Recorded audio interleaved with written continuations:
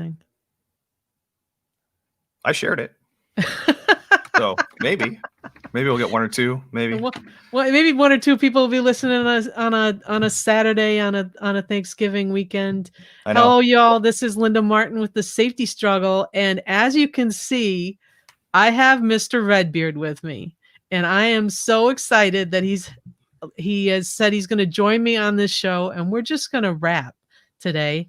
As you can see, Nate Brayman is isitrecordable.com.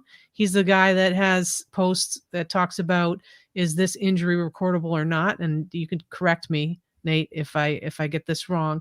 But you should follow his stuff because he's got some great stuff out there. And welcome, Nate, to the Safety Struggle. Thank you. My beard's gotten longer since the last time I did a live. I think I was on with Pedro last time live, and my beard's gotten longer. Here, let me see if I can find the end of it. Do you just tie it like right at the end or something? Here it is. Just kidding. It's not that long. I'm like, is that thing I was thinking this morning, I'm like, I need like I have some props, right? Because I have a professor that I like to troll on LinkedIn, and he wears like a hat like this. And so I have this hat, but it doesn't really fit my head. But that's a cool hat, though. I know, isn't it? It's like a fedora, right? But who the fuck wears? No, it's cooler than a fedora. It's not. No, it's not a fedora. So Sid Bain, I think that's his name. He's a bounty hunter in the Star Wars realm, universe, or whatever. He wears a hat like that, and he's pretty cool. Okay. I'm probably saying his name wrong. I can't remember. Cad Bane, maybe that's what it was. Cad Bane. And he's like this gunslinger guy, and I love the archetype of the gunslinger. And I watched or I read the entire Dark Tower series by Stephen King. Yep. So good. It's so long. It's like 8 books, and they're all like, this thick. So if you put it all together, it's like this massive volume of books. But I read through the whole thing, and it's all about the gunslinger, the Roland Deschain. So I think it's cool. And that hat is like what Roland would wear too. So I got to put this up there. Somebody says Heisenberg. Oh, Heisenberg. Yeah. So I guess what you're saying is I wouldn't look like, if this hat fit my head with my earphones on, I wouldn't look like a total doucher. No, I like it. I like it better than a fedora. Okay. Cause this professor that thinks he's all that has in his Facebook profile, he's wearing a douchebag hat. And so like I got that hat and I was going to put it on my Facebook profile. To troll him. Troll him. That's funny. Cause it is. Thank you. Thank you very much. I like it. I like trolling people. I'm like part troll. My son inherited that from me. In fact, it's really funny. There's this game called Roblox. Have you ever heard of that? No. Oh, it's like it's all the rage with the kiddos. And there's Nathan. Yep. And he'll be on there and he'll like ask me to buy him some Robux, which you have to buy. It's like the in-game money. Okay. And so he comes up to me like a politician asking for donations for this, for this game. And I'm like, well, what are you going to use it for? He's like, well, I want to buy this banana peel so I can drop it on people's heads or drop it over them and cause them to fall off in the middle of this game that would cause them to lose the game or something. Yeah. And so he'll sit there and he'll just be laughing hysterically, dropping banana peels on people and all that kind of stuff. So he's always finding ways to troll. And you're like, dude, that's got it from solid use of money. Solid use of I'm money. like, solid. Totally worth it. my stonks are going up. So your stonks, is that part of the game too? Stonks. No, that's just a meme on the internet. So I only have, I wouldn't know, I'm kind of out of it, but I have 2 girls, 8 and 5. And they have like all the Barbie games and stuff, so you're always like dressing them up in like little dresses and stuff like that. And then they also have these games where you can like be in the game and you can unlock things. It's called like Dr. Panda World or something. And so my one daughter will go to the one side of the bed and ask my wife in the morning, like when we're out of it, like when we're just like, go away. Right. And she'll go there and you can hear her going, Mommy, can you buy me something? And she'll be like, no. And then, then you have little footsteps, right? My side of the bed. Memes, will you? And I'm like, yep. Pass it over here. I feel like this will be very helpful for you today. And I can also sleep in for another hours. Yeah, it'll buy you some time, you know. So That's what those games are all about. They're all free now. And then it's all in-game purchases is I know, how they right? make their money. Yep. Somebody said I need to buy another one of those hats. You like a bigger hat? Are you asking, Eugene? I need a bigger hat Yeah, so that I'm a better one with troll. a bigger brim, maybe. Oh, okay. Maybe. I don't know. All right. I've got a rather large head. When I was with the police department, they had to buy a bigger hat. They didn't have one in stock for my fat head, and I don't know if it was because I have a fat head or if it's just unusually I large. have a big head too. Okay. Yeah. That's another thing my son inherited from me is my giant, massive skull. Awesome. I hope So he has yeah, a beard too at some point. at some point. Yeah. So do you think these guys like want us to talk a little bit about safety? I don't know. Well, we were talking about safety before we started, and now we're talking about nothing safety. It's kind of cool Okay. though. It's like the All right. inverse. But no, like So let's talk about safety because okay. Nate asked me, do you want me to call you Redbeard or Nate? Nate's fine. Okay. Nate asked me like what my deal is, like where did I come from? And I was telling him that I started out in geology and he was like, "Whoa." Like what is that? And worked my way into environmental, right? Which I never wanted to do. Got exposed a number of times and found my way to safety. And so in one of your comments, which irks me too, so I'm going to bring it up, is that like when people bring you in for a safety job and they throw like everything else in the kitchen sink Yeah, at you as if safety doesn't have enough to do. They exactly. need they need to learn how to do environmental, they need to learn to do sustainability, they need which I don't disagree with on a micro level, but Right. honestly, I don't want to do environmental and I did it for 20 years. Well, some overlap is fine, and there's a lot of people that do have that overlap and are very good at it. But to me, it's a big red flag. So if I'm looking for jobs somewhere and I see a job that's like environmental health and safety and maintenance person, that's not a place I'm not going to go. I actually applied to a job. I was interviewed twice for this job, and they wanted somebody who, and it was a smaller company, it was a manufacturing company, and it was a really good company too. But they were Yeah. making this classic blunder of they're undervaluing safety, is what I saw it as, because Yeah. it's like people don't really value safety in general. They think, oh, it's just a throwaway thing, it's just a one-off thing. We'll just give it to HR, right? Mhm. Or we'll Mhm. put it under operations and let the operations, it's like, so okay, I applied to this job and they interviewed me and they were asking me or saying, okay, well, you're the one that's going to write the user manual for our Yeah. machines. So I'm like, oh, okay, all right. You need someone to do that, so you just give it to safety. Fine. Yeah. I'm actually I'm an okay writer, so I could probably handle that maybe. Yeah. And they're like, oh, and we want you to have some graphic design experience because we sell our machines to foreign countries, and you have to come up with the designs for the buttons because you can't just put a word on it because it's non-English speaking people won't know what that means. Okay, So so now you're the I'm like, icon yeah, so guy. now I'll be the icon guy. And they're, oh, and if we ever get sued, we want you to represent us in court. I'm like, so I have to be a lawyer too? I'm like, holy And we wanna smokes. pay you $30,000 a Yeah, year. 30,000. Yeah. Yeah. Yeah, So so I'm gonna take a jump on that, and I'm gonna say, I think safety is undervalued by a lot of people that are hiring right now, and I think that's a pain in the ass when it goes, um, when people are looking for jobs right now and they're just trying to bring somebody in to monitor for COVID, which I don't disagree with, but they're like, okay, you're going to monitor for COVID and then you're going to, or, do the temperature thing. And then you're going to do the safety and then you're going to do this and that. And we're going to pay you $30,000. And one of the guys watching here, Shane, who I had on earlier in the week, he said, I know what my value is. And it's hard to take a job like that when the company knows very well that that I'm worth more than that. yeah, And I know that I'm worth more than that. right. So, Well, you also see people that aren't in safety taking safety jobs. And oh, they sure. say, oh, well, I've worked safe for 30 years, so I have 30 years of safety experience. Well, they'll take the $30,000 too, maybe. I don't know. Maybe.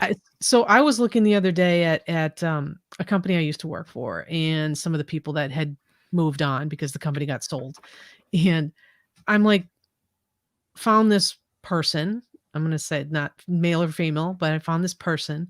And this person was actually the person that answered the phones when I was hired. Answered the phones like, hello, how can I connect your call? Right. Mhm. And on this person's profile, it said safety director. Hmm. And I was like, Maybe I'm a like, little embellishing there, but I'm like, well, no, no. I mean, like, I left this company, and I guess I can't say because then people will be able to figure it out. But let's say within the last 10 years, I left this company, and this person's thing said safety director, and I was like, what the fuck, right? And oh my gosh, this person must have really gotten schooled since hey, how can I direct your call, right? So, so I look, and no, legitimately not. Just in the last 6 months, this person is now a safety director.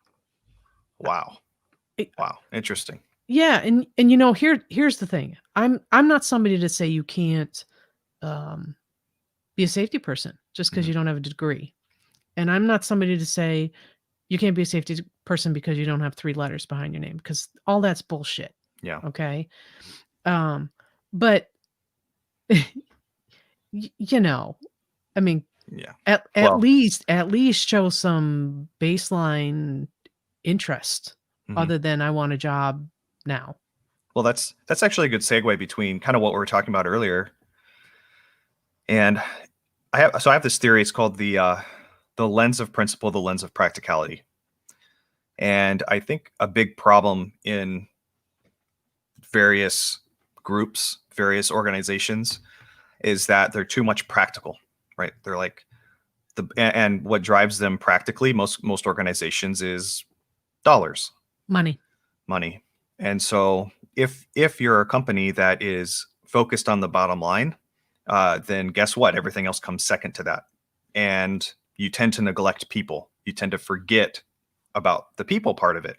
Mhm. And and the worst part of it is some businesses know they're doing it, or some I should say some leaders, right? Some people in authority positions Leaders. of authority, yeah, in a company, that are there for whatever reason, because of politics or whatever. Yeah.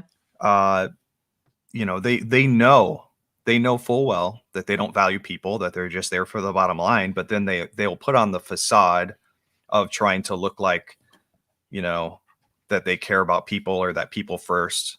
And I found that those people will literally say the very opposite of what they actually think. Hmm. So it's always a red flag when somebody says something like, "Oh, you matter," right? Well, what if you're saying that? If you have to say that, like, I know I It's like matter, you're like, trying to convince yourself, right? exactly. You Like, matter.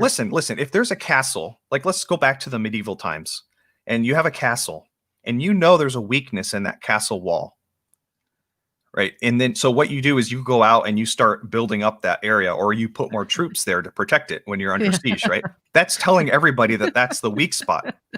It's the same thing. It's like, well, why would you be defending that one spot?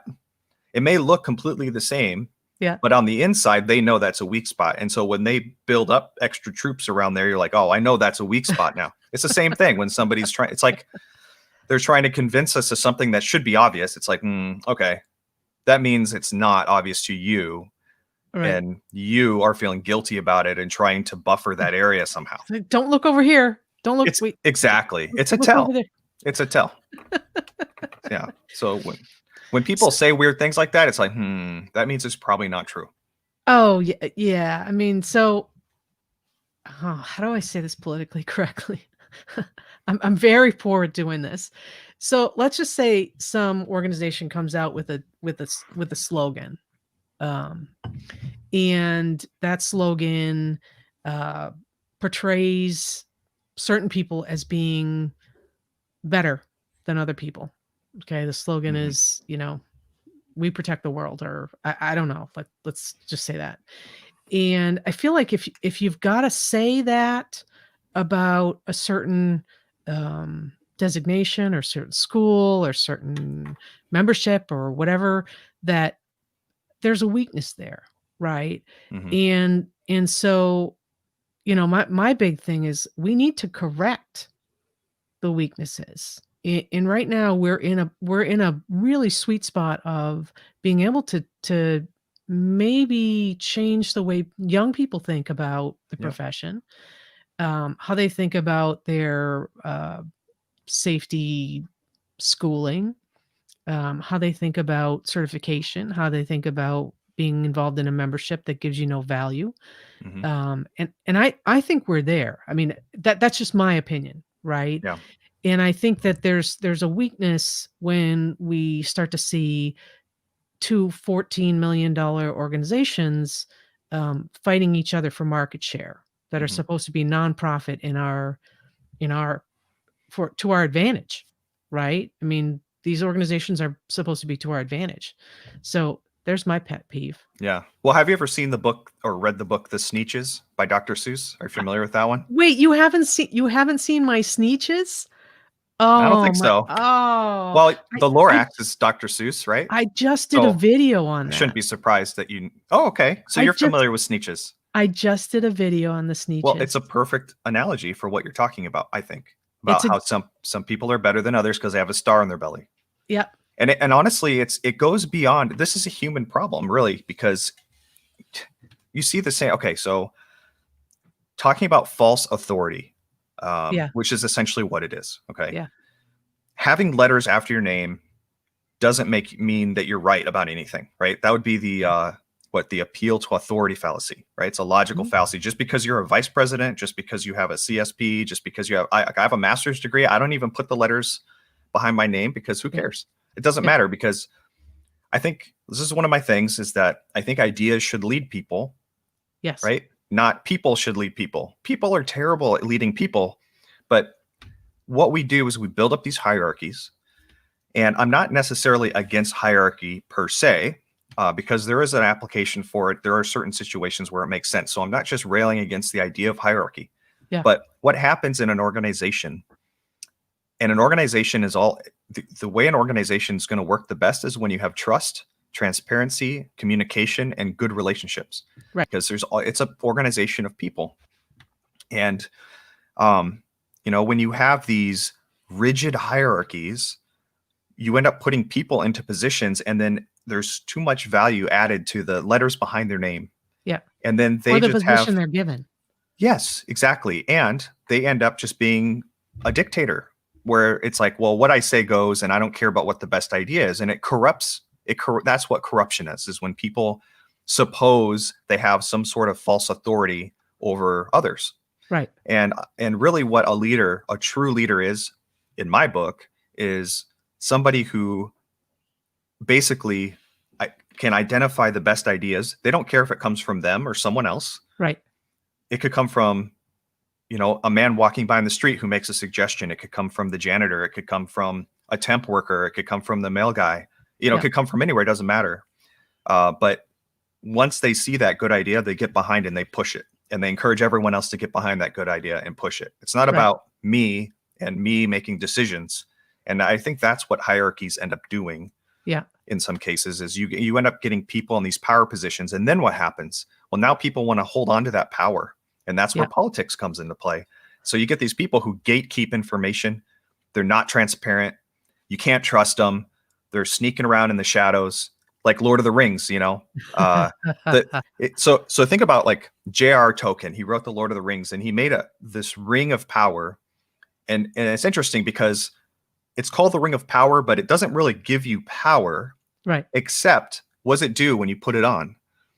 ma It makes you invisible. yeah, So that's what power is being invisible, which is the opposite of transparency. It's sneaking around in the shadows, yeah, right? And if your manager or if your leadership is doing that, mhm, if they're being invisible, they're not being transparent and open, then it's all about power to them and they can't be trusted. yeah. That's evil. Man, I could say so much, but I can't. Sounds like you've been there. Man, I can say so much, but I can't.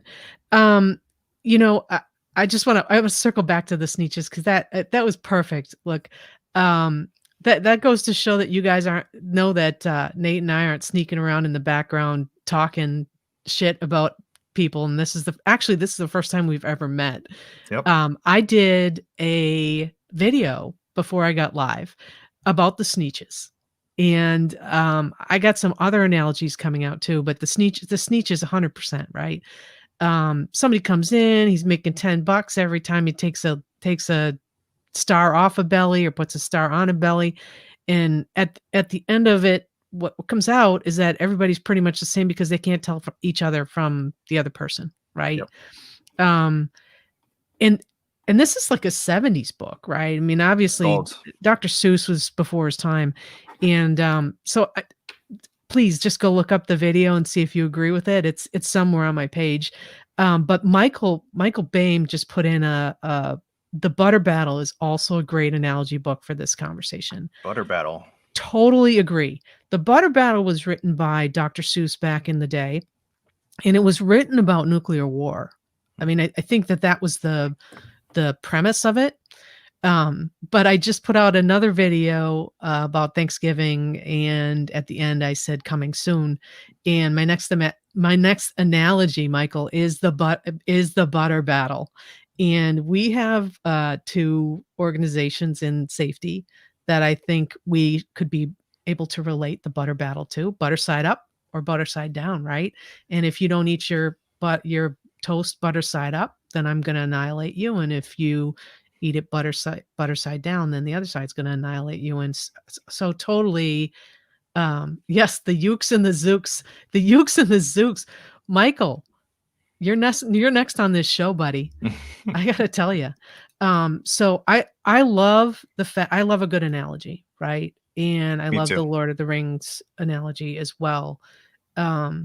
Power, at least from what I've seen in the industry, once people start climbing up into the upper echelons of the power situation, you see that they transfer from organization to organization and board to board, and they relegate young people with good ideas, people who don't have the right pedigree, all those types of things. They relegate them to these junior boards or the young professionals. I mean, there's nothing that just goes up my yang more than somebody saying that this person has to be here because they're young or they're Yeah. not qualified by my standards, right? But isn't Go that ahead. isn't that kind of a boomer thing?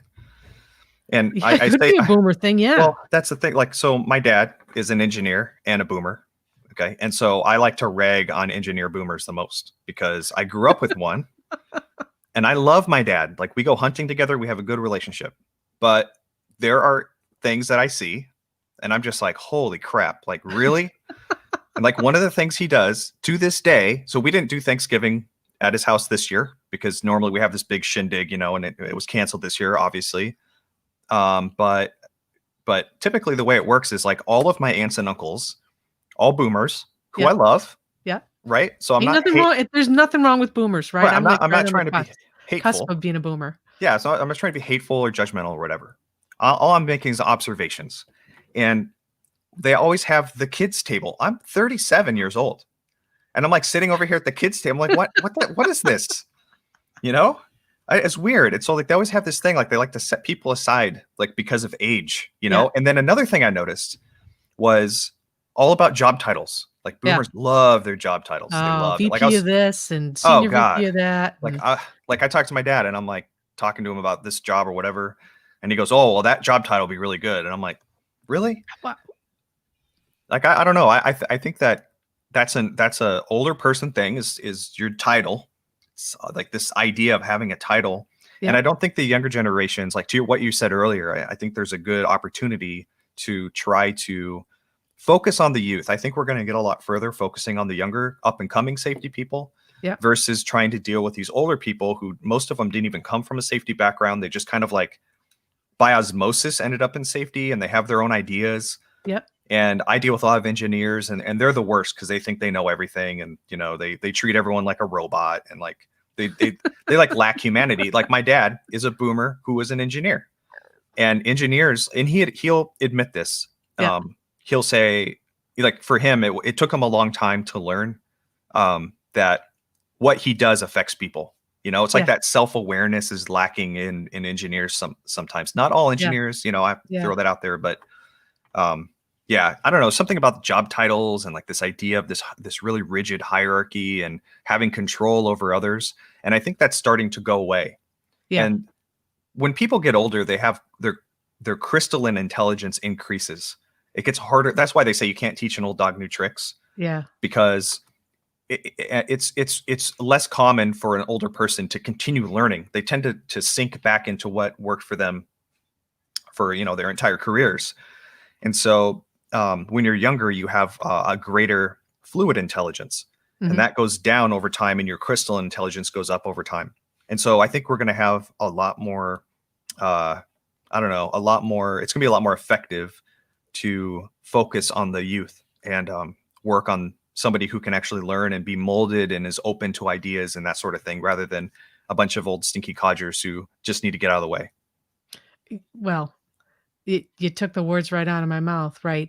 So I was one of those old stinking codgers at the big kids table, right? And a lot of what I saw was people holding very tightly to ideas that are no longer really relevant. And I'm going to say just recently I got some kind of thing about ABET, and I'm probably going to be crucified for saying shit about ABET. But here's the thing, right? There are a lot of good programs for safety. And what you get out of your academic program is not enhanced by ABET. People who hold on to ABET may think that it is, but really where a program sings is in its ability to have people who are practicing or who are not irrelevant 20, 30 years into the teaching career, teaching young people how to be in this world, how to be in safety, and how to apply the craft. Mhm. So poo on ABET, and you know, boy, I'm gonna get crucified. But that is not a way to say that anybody is better than another person coming out of school and trying to get a job. And by the way, whoever's listening to this, employers could give a flying rat's ass if a safety program is ABET or not. So, there I said Mhm. it. Well, I want to circle back to the Sneetches again, Yeah. All right. Hey. because it's that good, you know. Okay. Well, Let's do it. actually, so I grew up. My mom would read me books every night before bed, every Yep. night, right? So one of the best memories I have of my childhood is that. And the Sneetches was one of those books. Well, the Sneetches, and I have it somewhere here. It's probably in my son's room, but the Sneetches is a book. It's a story in the beginning of the book with other stories. Yes. So there's the I got it right here, man. is it like it's like a green book, Yep. I got the and butter battle here too, Michael Bain. awesome. I'm gonna sneak off camera here and I'm gonna show. I'll tell you which ones are in it. Well, it's the one at the very end called "What Was I Afraid of," and that one's my. Yep, that's it. I have the same one. So at the very back, there's one that about these pale green pants. The pale green pants. Yeah. Right. Here. What was I afraid of? That's it right there. Exactly. Exactly. So okay, so that was my favorite book as a kid, or my favorite story as a kid, because it's so dark. Like everything happens at night. It's Yeah. kind of eerie and spooky, but it's not too intense, right? And the idea of floating pants would make, well, I would shat my pantaloons if I saw floating green pants in the dark in the street. And like in one scene, there was a the bike was riding on a bicycle, or I mean the pants were riding on a bike. It's like, that's Yeah. creepy, right? That's Yeah. like Ghostbusters stuff right there. It's weird and creepy, but okay, so this is this weird twist and turn segue in my mind where I'm going with this. Fear is I another big feel part of like safety. I keep meeting these brothers from another mother, and the fact that I have, so I was just gonna show you. I Mhm. brought this one up when I went down. There's my butter Okay. battle, right? But my wife sold this, and I bought it back off of eBay because Yeah. it's How so could you profound. sell that one? You got to keep that one. It's profound, man. Like, come Everything on. in there is profound. The green So good. pants, profound. And then Okay, sorry. the two that meet each other and they won't budge. Yeah, That's right? another one that's in there. I can't remember, the Zax or something. The zoo Ukes and the zoo. Maybe No, is that the? I think it's, well, you have it. Look it up. You have it. Look it up, Linda. Um, I The actually was reading the Lorax. green. No, Zax. I think it's the The Zax. Zax in their tracks or That's it. something like that. That's about two stubborn people that just won't. The Zax. I can't Yeah, find where my camera is. the Zax. Yeah, that's another good one. It's so good. But the fear, right? So the whole story of the pale green pants was something was scary at the start, understandably. Yeah. Like Yeah. it would scare the Yeah. crap out of me too. But then Yeah. at the end of the book, he realizes that the pants are just as scared of him as he is of them, and they become friends. And he's like, "What Yeah. was I afraid of? I wasn't afraid of anything." And I think fear is a huge issue in safety. Yeah. And this is probably my biggest rant, the most profound issue that I see in safety is fear. And the reason Yeah. is fear kills communication.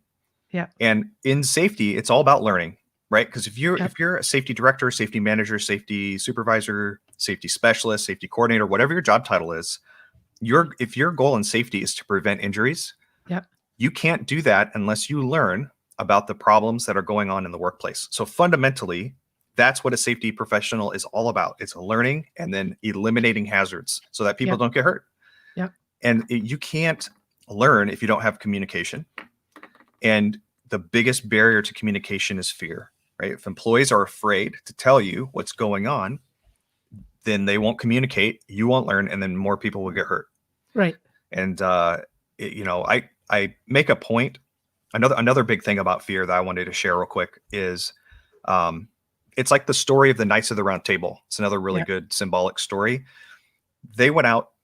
They're on a round table, by the way, not a long table with King Arthur at the end as the head of the table. Right. There was no head of the table, right? So there's no kids hierarchy. table. There's no kids table. There's no young professionals board of trustees. Exactly. It was a round table, meaning equal, right? So these guys were like, okay, we want to search for the Holy Grail. What is the Holy Grail really to us? Well, the Holy Grail, it can be different for everybody. So the Holy Grail is just the most valuable thing to you. Whatever your grail is, it'll be different for everybody. That's why it's a beautiful analogy. And so how did they go about seeking that Holy Grail? Well, they started at a round table, and then they said, okay, we're going to go into the forest. They split up and they looked at this forest and they said, we're each going to enter the forest at the place that looks the darkest to each of us. They didn't go, oh, this is an easy path, I'm going to go that way. Yeah. They went to the place that was the darkest. And so they had to face their fears. That's what it means. Yeah. You see like a cobwebby hole. I'm not going to go into there, right? Because I'm going to be like, oh gosh, some spiders in there, whatever. That would be the place to go to find your Holy Grail. And for safety, the Holy Grail is keeping people safe. Yeah. And so you have to face your fears, and you also have to, try to alleviate fears from your employees. So identify those barriers to communication and eliminate them aggressively. Right. So I think actually our leadership actually in safety, just to take it above the level of the workplace, right? Our leadership and safety are at that point where they're gripping so hard because of the fear, right, of these young people taking over or having better ideas or being able to lead or becoming irrelevant, that they're not realizing that their legacy is in giving a boost up and stepping aside and clearing the path, right? Yeah. And showing them that the green pants really aren't as scary as the green pants, right? Yeah. And so, I call it the Dead Presidents Club. I've been in those circles where there's just a bunch of people, having a big party at some of the big conferences, and they're patting themselves on the back and they're gripping to their old ways. And I think, how is this a celebration of legacy, right? A celebration of legacy is if at some point, I'm kind of on the outs now, but if at some point somebody says, hey, remember when Lyndon Martin said this is all bullshit? And I'll be in some nursing home somewhere, not clutching to go into some big party or whatever, but Mhm. actually making sure that as a mini boomer, because I think I'm on the edge of that, that I've stepped aside, right? Yeah. And stepped aside, maybe handed somebody the machete so that they can whack down a few weeds on their way through. And maybe I'm calling from the dark saying it's going to be okay. Um, but Well, it's got to stop on many levels. It's got to stop. the best boss I ever had, he made a point uh, to give me visibility. He gave me responsibilities. He let me get out there and be in front of people.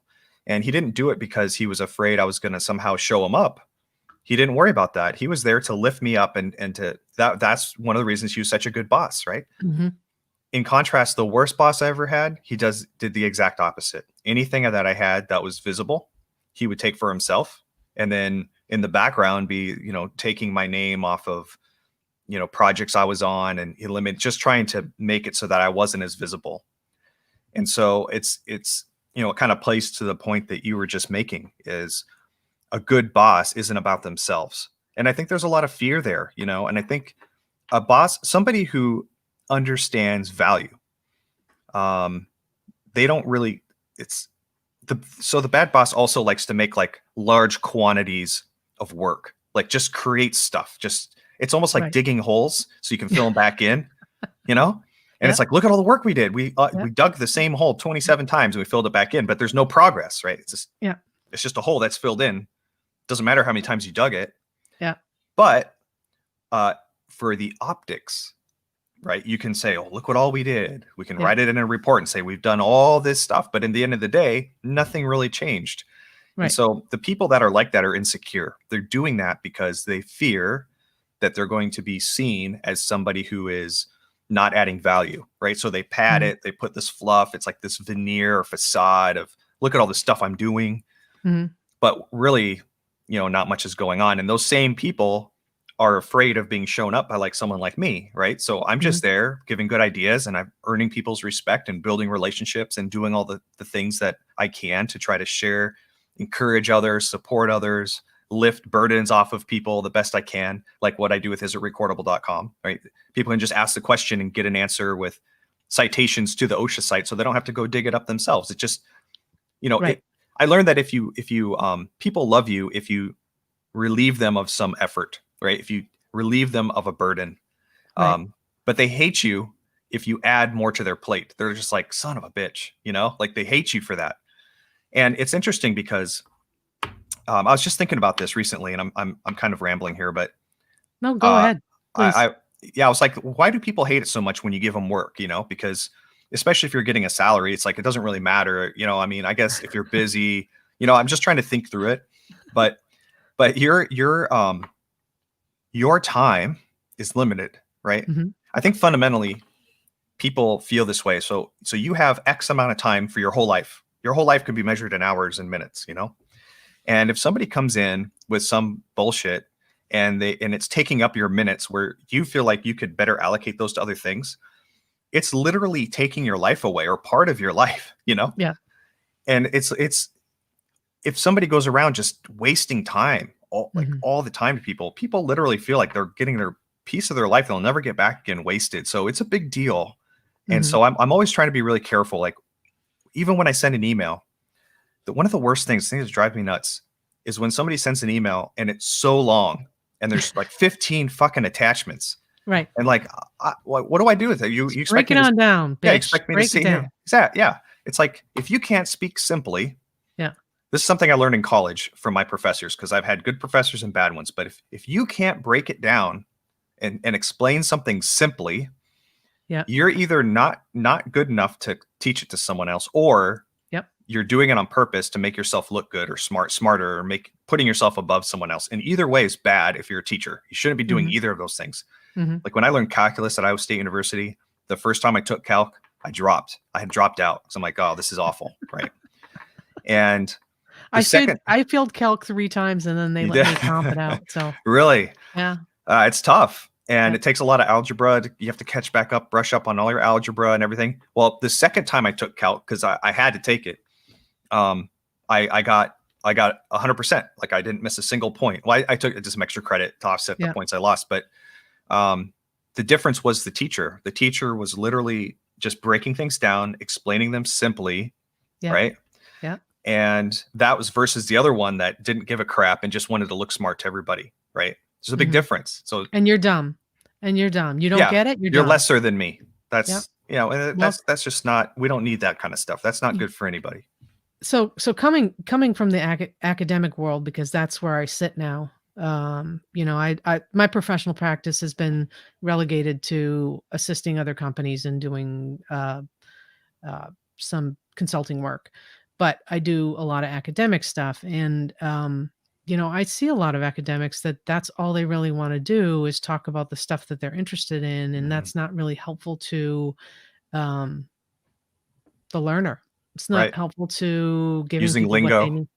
Yeah, using trying to sound lingo, smart. Yeah. trying to sound smart. I'll give an example of somebody in my recent past that, uh, you know, taught a class that I was in and said to me, "Wasn't this class fantastic?" And I said, "Here, here, you get to know me a little bit better, Nate." I was like, "No, this class was shit." And they were like, "Wait, what? What did you just say?" And I said, "It was shit. It's not something that anybody can use, Hmm. right? And if they can use, I'm gonna hire a consultant to do it.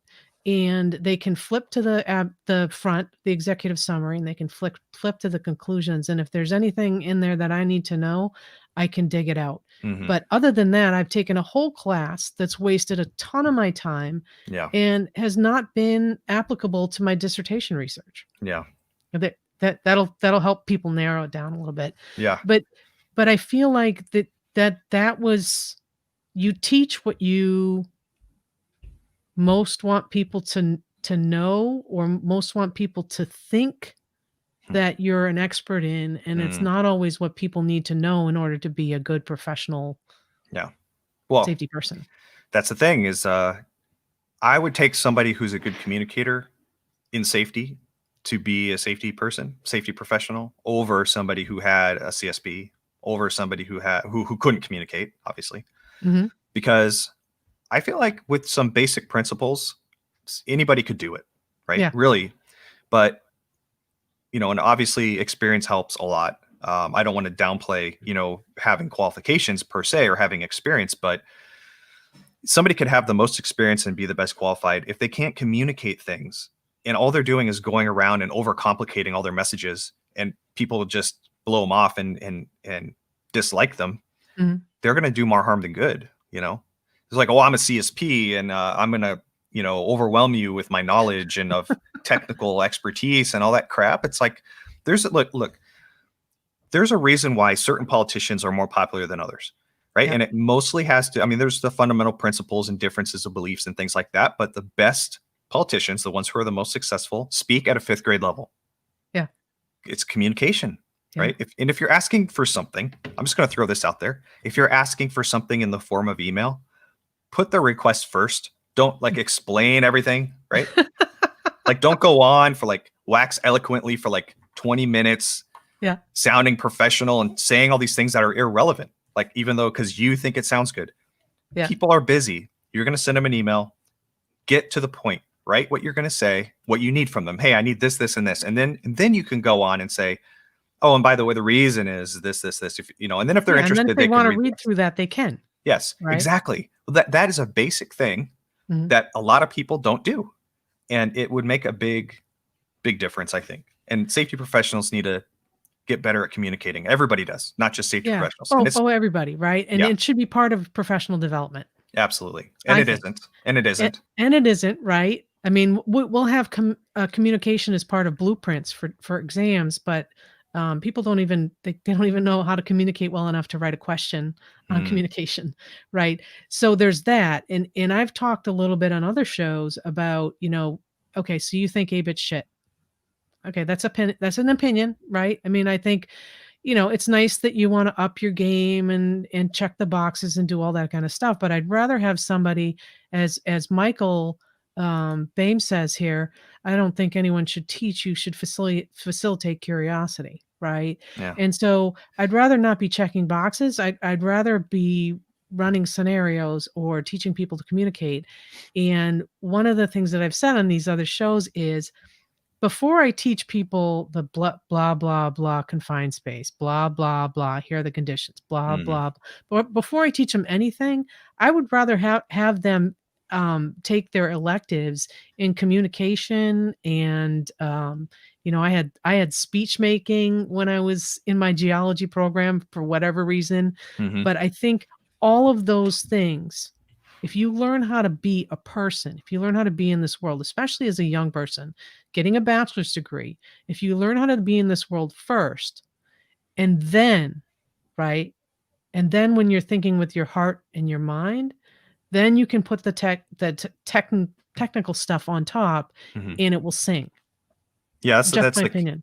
no, I agree. And me personally, I don't feel like I was actually an adult until I was like 30 something, you know? Absolutely. It takes a long time to grow up, and I was probably a little bit later than my peers. I'm a slower, I feel like I feel like my peers were ahead of me in some ways. But I look back at college, and it was a hassle for me. Like I don't know, like it seemed like I was just such a kid Mhm, going through that stuff, and I didn't mhm. really take it that seriously. I could have gotten more out of it if I had gone through it when I was older, probably. Yep. And yeah, it's interesting. Um, Even yeah, when even my master's degree, I learned a bunch of stuff and I was kinda like, I mean, this is great, but I can look this up. I can Google this right, shit. right, Right, and I'm with you. I would take somebody who's got a heart and a mind, that work together in order to make the best solution than I would somebody who can spout regulations or, yes, or tell me that they went to an ABET program or whatever, because quite frankly, employers don't understand that stuff, hmm and, to put that fallacy out there that somebody from a program like that is better than somebody else is hmm it's wrong. I also think. Oh, and one thought. Well, I was going to say something about you said heart and mind, which I think is really important because you have your principles, which comes from your heart, right? Mhm, Symbolically. And then you have your practicalities, your practical applications that come from your mind. And there's some people that lack one or the other, right? It's good to mhm, have a balance there. And one of the things I talk about in the safety book I wrote was you start with the lens of principle because that eliminates the things that you shouldn't do, the unethical things, right? The things mhm, that are not in alignment with your principles. But you can't stop there either because if you're only in principles, right. it won't be pragmatic. Like you can't wrap everyone in bubble wrap. Like you have to find right. You have to find a way Oh, come to. on. I wanna wrap everybody in bubble. Well, I always talk about eliminating humans, right? Because Yeah, the hierarchy of controls is elimination. That's the first yeah. one, and if you don't Ze have a human there, 0 no accidents. one's going to get hurt. So I'm a big fan of automation. Like I think that's Yeah, good. yeah, Take people out of the hazard. That's the best thing you can possibly do. yeah, But yeah, you have to start with your principles and then you move to the practicality. Amongst the things that are in guidance with what you believe in your principles, then you say, okay, now I'm going to use my mind and I'm going to figure out how can I, in the most practical way possible, given my constraints, how can I apply those things? right. And if you don't act practically, then man, I've said this before, you might as well get back on your unicorn and fly to your gumdrop castle because you're not living in the real world. So, and then on the other side, if you don't have principles, right? If you don't act on principle, then you're like a rudderless ship. You'll just be Yeah, going in whatever direction the wind blows you, and that's equally as bad. yeah, And I call those people Gargamels from the Smurfs. uh-huh, Like yeah, he doesn't care about who he hurts or whatever. He just does whatever is good for himself, and yeah, you know yeah. that's equally as bad, I'd say. Man, we could be like we should have, like, an analogy show. I was also thinking about, like, reading books like these, right? Mm, yeah, And actually just, like, talking about them talking in about real them. time Yeah. and applying them. But, I mean, I think something's got to change. And that's where I'm at right now, at least in my professional practice and in how I think about academia and how I think about um I mean, I teach at several different universities. Somebody asked earlier in the chat, what's the best program? Well, I, I would rather say that, all programs have merit, right? Hmm. It's it's who teaches in those programs and what they teach you and how open they are for you to ask questions and to challenge ideas and to, put yourself in that situation and to get the next leg up. So there's no best program, Hmm. right? There are very Well, good professors. yeah. And going back to the communication thing, Yeah. if you could have whatever training, teaching programs, letters behind your name or whatever, but you're dealing with people in your profession. And uh, I think marketing is a huge part of safety as well. Mhm. And you know, part of marketing, there's many aspects to it, but I think it's good to be frequent. Um, so like I'm marketing myself, right, Yeah. on social media. Yeah. I'll just use me as an example. So Yep. I post frequently, Yep. because like people are more attracted to what they're familiar with. Like it's Mhm. just how humans work. Um, there was a study that this is a really interesting study. They took a group of girls and they had these girls rated on levels of attractiveness by their peers, by the university college students. Yeah. Isn't this part of Facebook? Is it How Facebook that's how Facebook started, was that it was an attractiveness scale, uh, really? I'm not mistaken. I did not know that. Mm. Maybe. I don't think so. I think this is Look, different. I think you should look it up, Okay, but I okay, will. go ahead and tell the story. Yeah. So they took a group of these girls. They were rated by their peers on, oh, how attractive are they? And then they took all these girls that were rated as a 7 to use in this experiment, right? So they're all rated, considered about the same level of attractiveness. Okay. Okay, so then they took these girls and they took one class for a whole semester, and they had some of the girls go into the class, and every one of them would walk up to the front row and sit down. Some of them went every day, some of them only went once a week, some of them went never. Right? It was just like Mhm. this whole gradient, and then they had that class rate the attractiveness level of the girls again, right? That are Okay. all level 7s before, Yeah. and this class rated the ones that were there the most as the most attractive. Interesting. Hmm. And so we have to use that same principle in safety. You have to you can't just, and this comes back to communication, why communication is so important, because marketing is just communication. That's all it Mhm. is that you have to effectively market the ideas of safety. You have to keep shining a spotlight and bringing them to the forefront of people's minds. That's a big part of safety. Mhm. And you do that by frequency. The more people see it, the more they'll like it. You just have to be persistent. And over time, they talk about a culture of safety, right? Well, you do that by eliminating fear and marketing good ideas, promoting good ideas, and eliminating the things that are causing you Mhm. problems, right? On And both ends. involvement.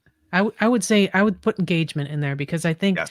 when people feel like they matter and their Mhm. their ideas matter, that things are more attractive to them. For sure. For sure. That, it's interesting. Engagement. I was on a work stream for in the company I was working for called the leading indicator work stream. And the whole idea was we're trying to identify 5 leading indicators, and in management engagements or employee engagements was one of those things.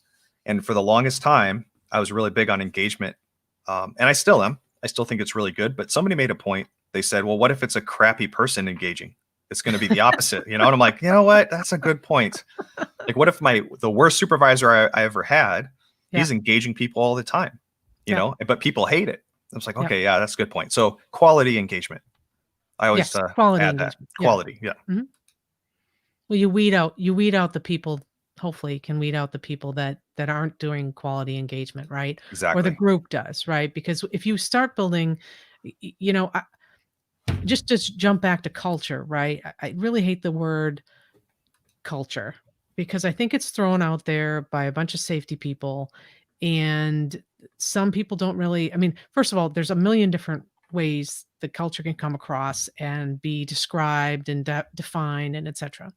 And so, um, culture to me, and again, this doesn't mean I'm right. Culture to me means that when you start building a culture, people will weed out those naysayers, the people that don't fit, the people who, Mhm.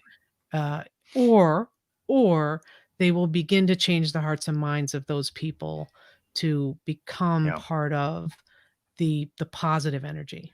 Right. Well, that social pressure is big. Right. And if you create that social pressure trying to push people to do the right things, people will most likely do it. You know, like there's another Right. experiment they did in an elevator, and I've seen it on like funny videos online where they had, I don't know, 8 people standing in an elevator, and then they're all actors, they're all in on it, and then another person gets on the elevator that's not in on it, and the 8 people, they all just turn around and put their backs to the door.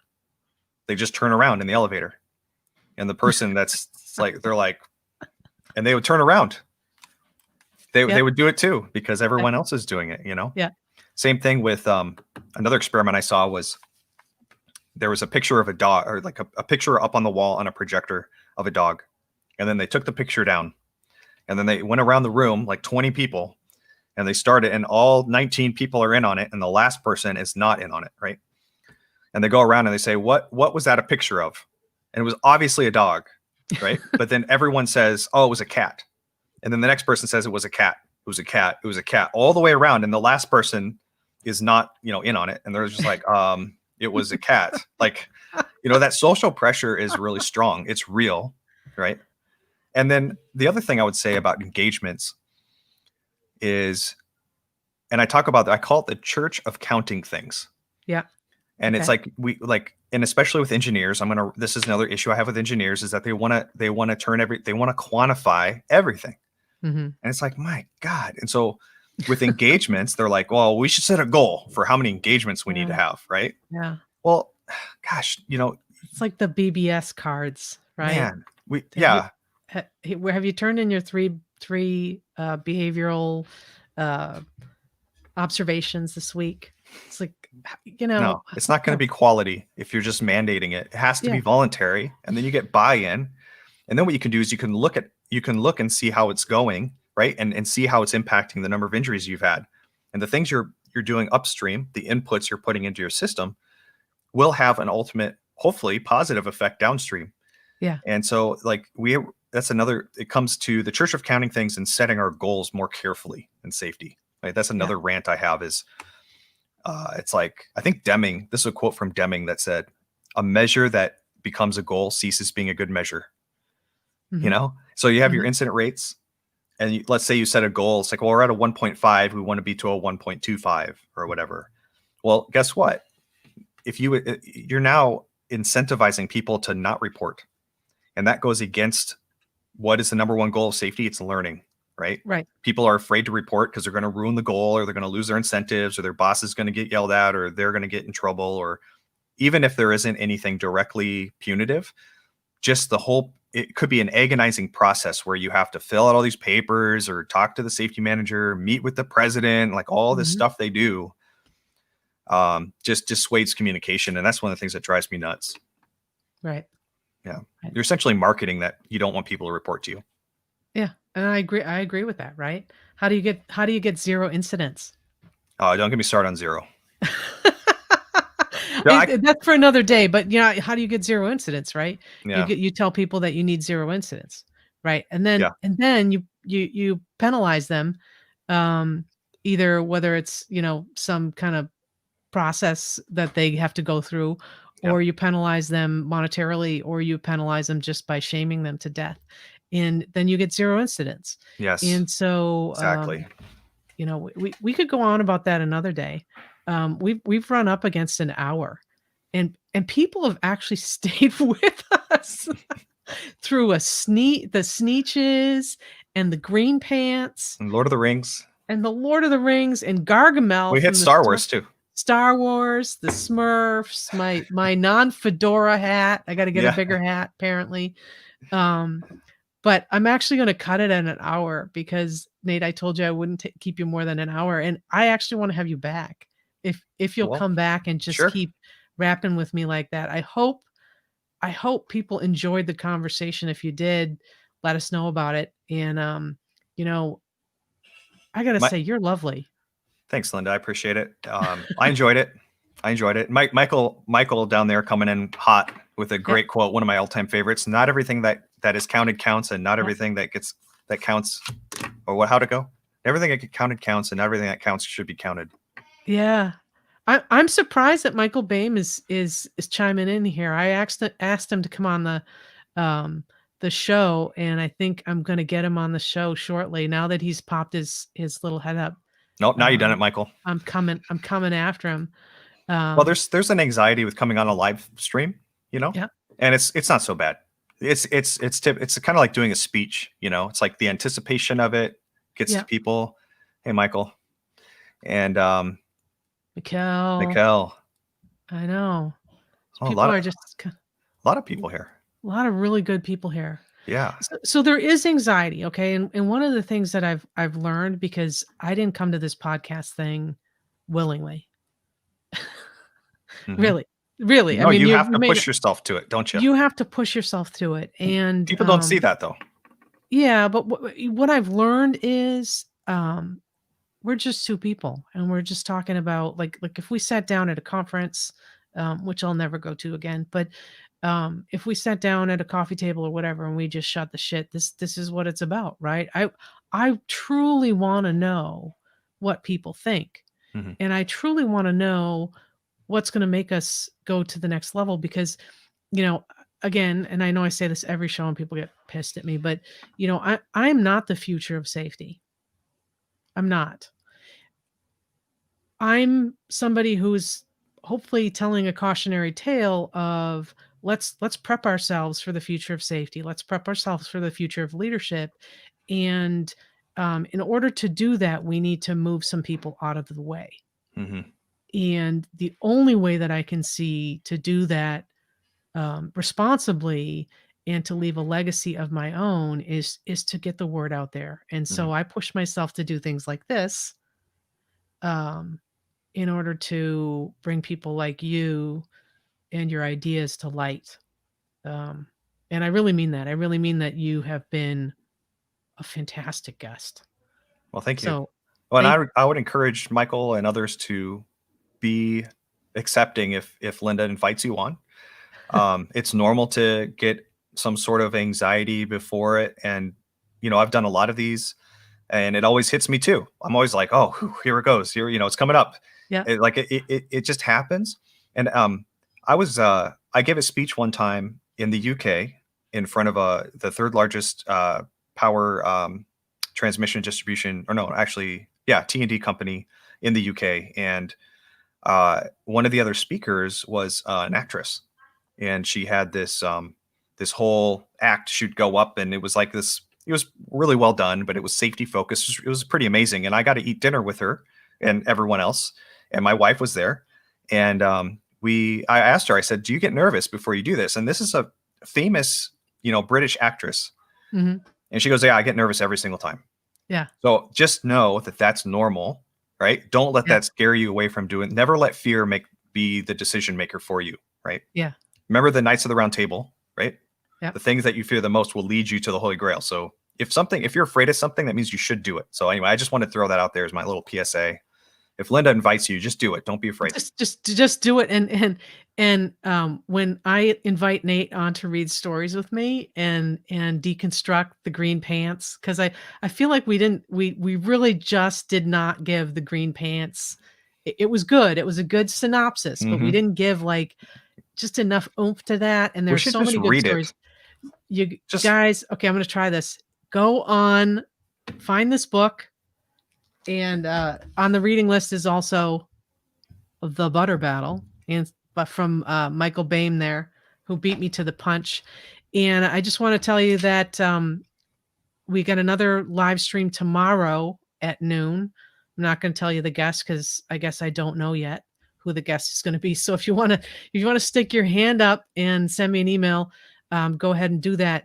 But the other thing I wanted to mention is I'm going to be trying to do these a couple times a week, the live streams, and I'm also going to be doing the podcast.